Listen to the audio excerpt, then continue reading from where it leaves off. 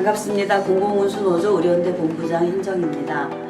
오늘 동지들을 이렇게 영상으로 만나게 돼서 반갑기도 하지만 좀 어색하기도 하네요.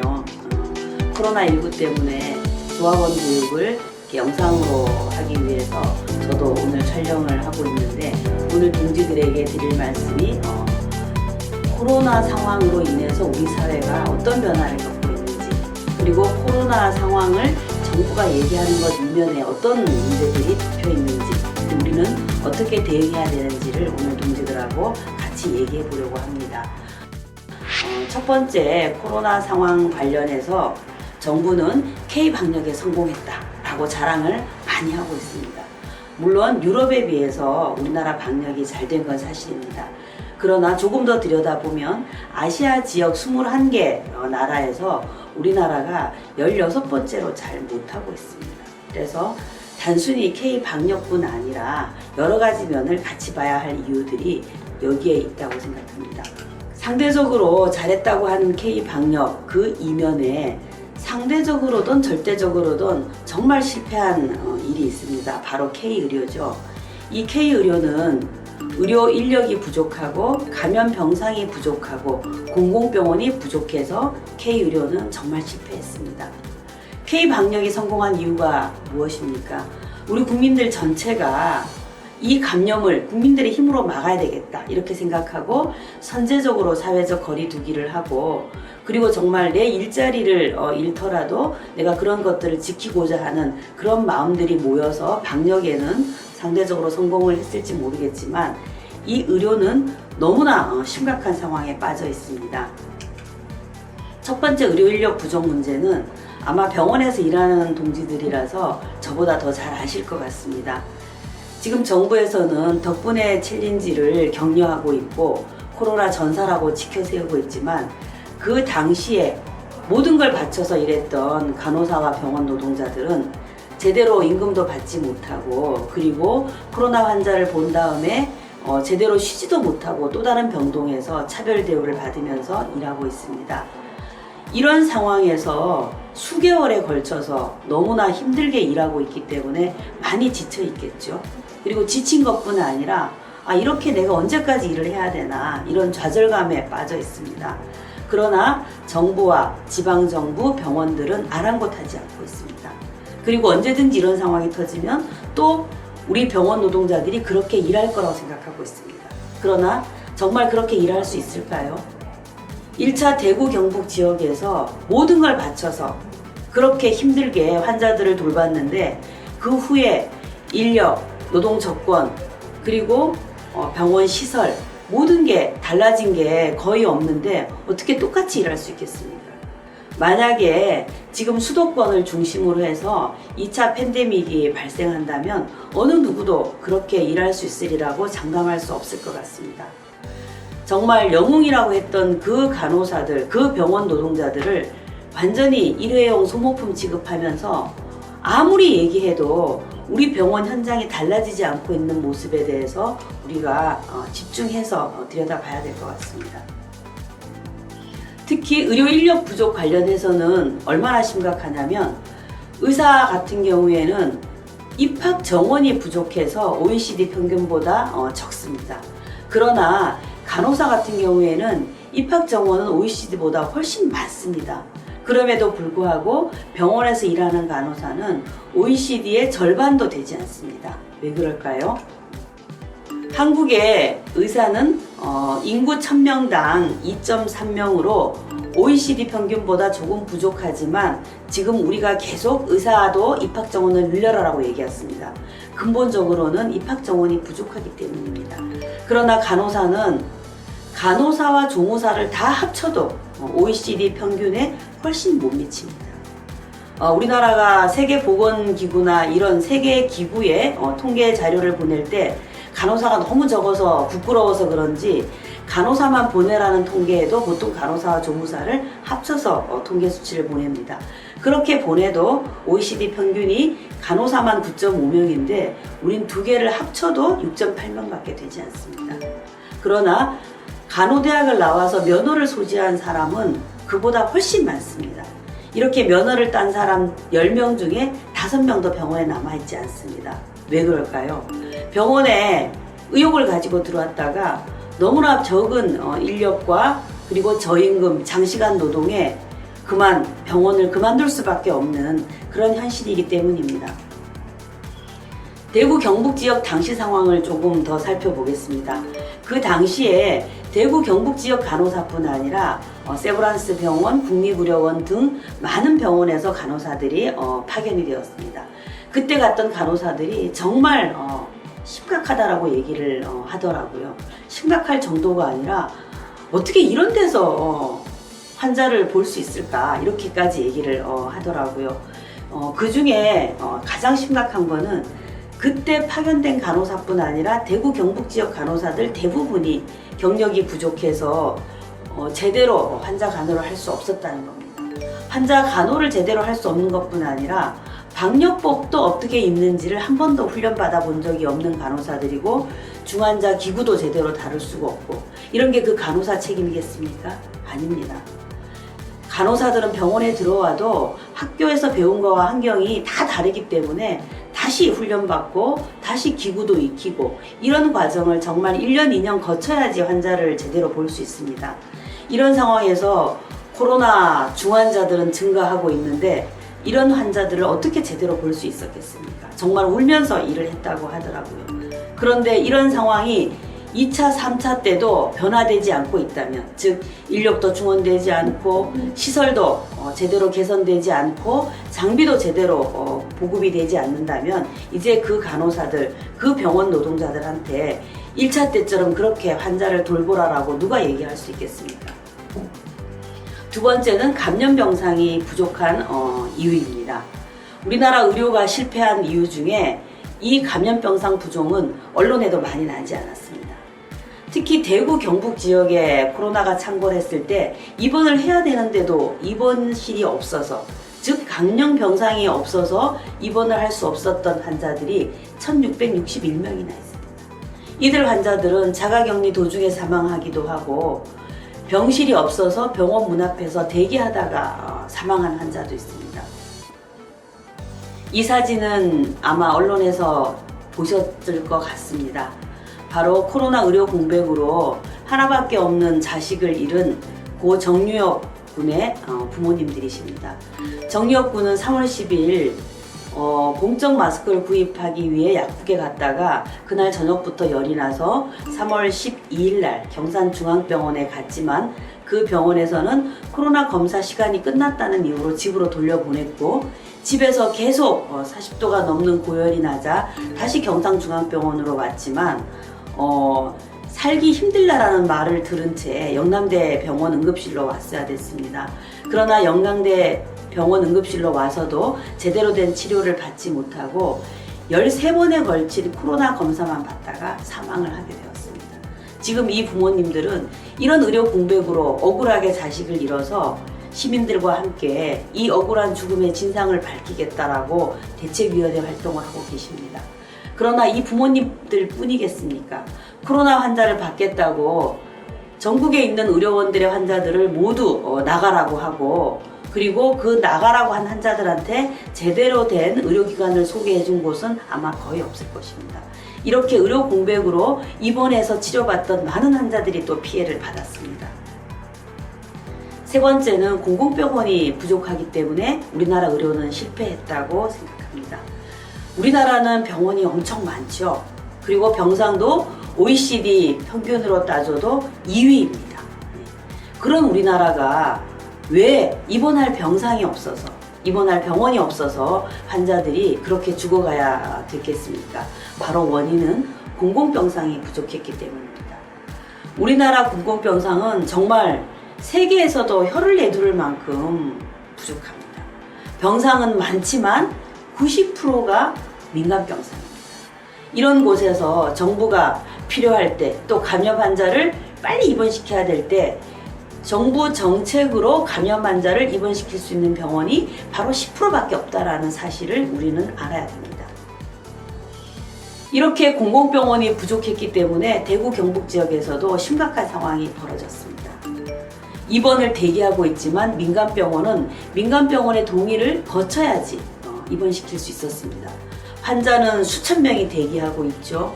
그리고 병원 문턱에서 죽어가고 있죠. 이런 상황에서 4만 개나 되는 대구 경북 지역의 병상을 정부는 마음대로 할 수 없었던 거죠.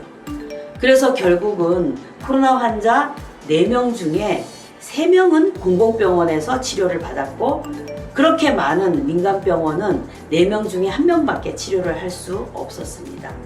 대구 경북 지역 상황은 이랬지만, 이게 만약에 서울이나 수도권으로 확대된다면 아마 서울이나 수도권은 훨씬 더 심각할 것입니다. 서울에 병원이 많죠. 삼성병원, 서울아산병원, 세브란스병원, 카톨릭병원, 서울대병원 많지만, 서울이 대구와 같은 상황이 발생했다면 정부가 이렇게 정책적으로 코로나 환자를 그때그때 입원시킬 수 있는 병원은 서울대병원과 몇몇 의료원들밖에 없을 겁니다.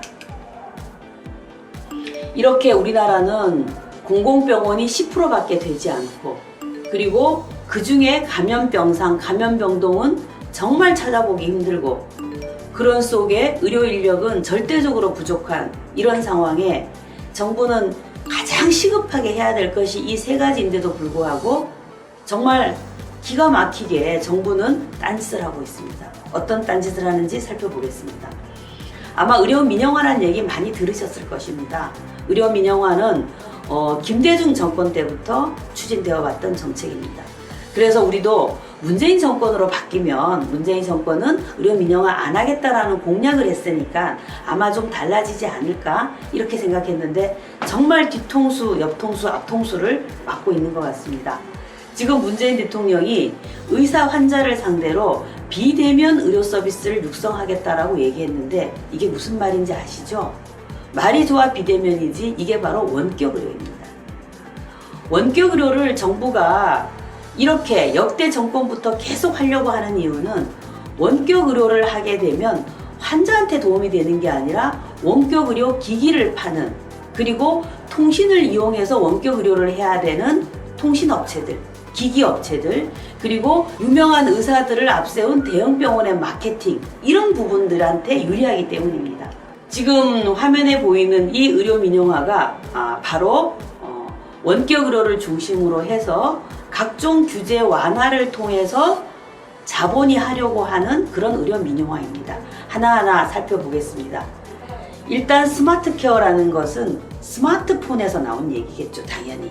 그래서 마치 스마트폰으로 심정지가 와도 스마트폰을 가슴에 대면 심정지를 치료할 수 있는 것처럼 그렇게 홍보하기도 합니다. 그러나 그렇지 않다라는 거 우리 동지들은 잘 아실 겁니다. 스마트 케어를 적극적으로 추진하고 있는 데는 삼성전자입니다. 그리고 원격 의료를 적극적으로 뒤에서 밀고 홍보하고 있는 데는 바로 삼성전자나 S1이라는 회사들입니다. 그리고 바이오 하지만 이 바이오는 바이오 요구르트에만 쓰는 얘기가 아닙니다. 이런 바이오는 바로 많은 유전자 이런 검사를 통해서 돈을 벌고자 하는 그런 회사들의 음모입니다. 바로 삼바라고 하는 주식시장에서 엄청난 교란을 일으키고 횡령을 했던 삼성 바이오로직스가 바이오 의료 산업을 뒤에서 밀고 있는 회사입니다. 지금 이렇게 그림에서 보이듯이 삼성을 빼고는 의료 민영화를 얘기할 수 없을 정도로 삼성이 의료 민영화의 핵심 주자입니다.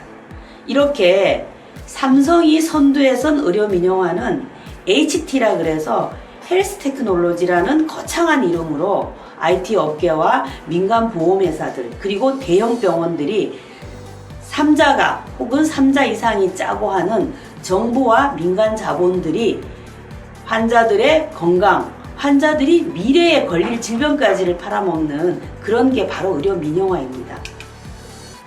그래서 우리는 김대중 정부 때부터 이런 의료 민영화 정책을 반대하기 위해서 무수한 투쟁을 했습니다. 제주 영리병원 반대 투쟁을 제주도까지 내려가서 수차례 진행을 했고, 그리고 원격 의료를 하지 말아야 된다. 환자한테 안전한 진료가 보장되지 않는 원격 의료를 자본의 이윤을 위해서 하면 안 된다. 이런 투쟁들을 수없이 진행해 왔습니다. 그러나 정부는 이미 많은 의료 민영화 법안들을 작년에 통과시키고자 법사위까지 올렸고 그 중에 일부는 통과되었고 앞으로 일부가 또 국회에 상정이 될 것입니다. 이런 투쟁을 누가 막아야 할까요? 이런 음모를 누가 할까요? 저는 우리 병원 노동자들이 가장 잘 안다고 생각합니다. 그래서 우리는 지금 화면에 보이는 이 투쟁도 바로 광화문에서 우리 의료연대 노동자들이 파업을 해서라도 우리가 막겠다라고 결의해서 광화문에서 모여서 투쟁했던 사진입니다.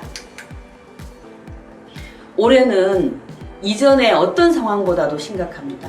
이렇게 코로나19가 창궐하던 상황에서 우리가 코로나19에 필요한 코로나19를 제대로 대응하기 위해서 필요한 병원 인력, 그리고 공공병원, 그리고 감염병동, 각종 장비와 시설들 이런 거를 제대로 충원하고 제대로 확보하지 못하고 만약에 정권과 자본이 원하는 그런 의료 민영화만 하게 된다면 우리는 병원 노동자와 환자들이 1차적인 피해자가 될 거라고 생각하기 때문입니다. 그리고 이런 거는 단순한 추측이 아니라 이미 20년 동안 우리가 겪어왔기 때문에 누구보다도 우리가 잘 알고 있습니다.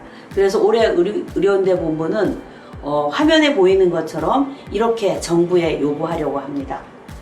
가장 중요한 것은 2차, 3차 집단 감염을 막기 위해서 우리가 요구해야 될 것들이라고 생각합니다. 지금 일단 확산 단계가 제대로 구분되지 않아서 대구 경북 지역에서 더 많은 환자들이 어수선한 상태에서 죽어갔기 때문에 2차, 3차 확산 전에 확산 단계를 제대로 구분하고 그리고 지역별, 병원별 병상과 인력을 확보하는 것을 요구하고 있습니다. 코로나19 환자로 인해서 그 당시 인력이 없어서 입원한 환자를 내보내고 그쪽 병동을 폐쇄하면서 우리는 환자를 봤습니다. 그래서 정부 정책에 의해서 폐쇄된 병동, 운영되지 못한 부분에 대해서 정부가 손실 보상을 하도록 요구하고 있습니다. 뿐만 아니라 마스크가 이틀치밖에 없어서 발을 동동 굴렀던 때가 바로 2월, 3월이었습니다. 그래서 우리는 이런 방역이나 보호구 물품을 관리를 제대로 할 수 있고 배포 원칙을 현장의 노동자까지 알 수 있도록 정확하게 투명한 매뉴얼을 만들고 그렇게 시행하도록 하기를 요구하고 있습니다. 특히 지역별로 대응하는 것이 매우 중요합니다. 중대본이 있고 중수본이 있다고 하지만 우리 지역에서 이런 것들이 제대로 전달되지 않으면 아무 소용이 없기 때문에 지역별 대책본부를 구성하고 그리고 대책본부가 어떻게 운영되는지를 공개하고 노동조합과의 소통 채널을 만들고 이런 부분들을 요구하고 있습니다. 두 번째는 공공병원을 설립하고 감염병원을 속히 지정하라는 것입니다. 특히 지금 울산, 광주 이런 몇몇 곳은 정말 제대로 된 공공병원이 전무한 지역입니다. 이런 지역에 코로나가 집단 감염이 발생하면 어떻게 될까요? 훨씬 더 많은 사망자가 생길 수밖에 없습니다. 그래서 우선 공공병원이 없는 울산, 광주 등 이런 지역에 시급하게 공공병원을 설치하라는 것입니다.